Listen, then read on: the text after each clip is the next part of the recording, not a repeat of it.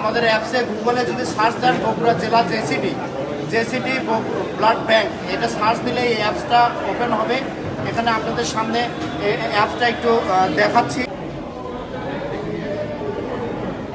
বিএনপির 47তম প্রতিষ্ঠাবার্ষিকী উপলক্ষে জাতীয়তাবাদী ছাত্র দলের এই ব্লাড ডোনেশন অ্যাপস এটি আমরা শুভ উদ্বোধন করলাম এবং আমরা আশা করছি জাতীয়তাবাদী ছাত্র দলের এই মহৎ উদ্যোগ এদেশের সর্বস্তরের সাধারণ মানুষের কল্যাণে কাজ করবে।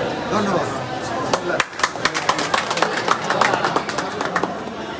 জাতীয়তাবাদী ছাত্র দল তারা একটি ব্লাড ডোনেশন অ্যাপ খুলেছে।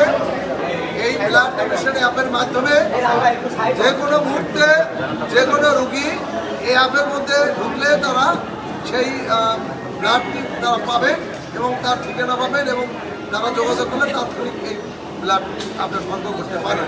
এই জন্য তারা এই ব্লাড অ্যাপ খুলেছে।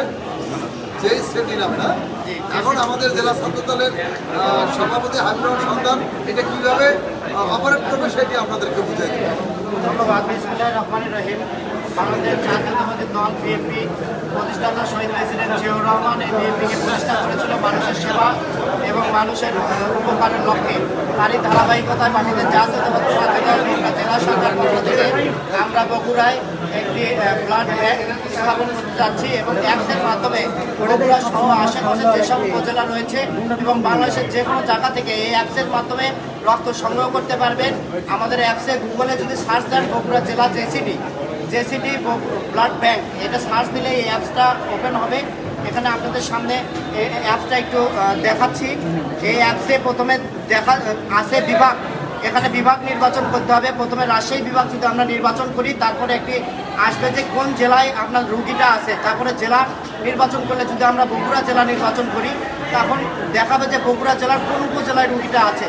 তারপরে উপজেলা নির্বাচন করলাম বগুড়া সদর।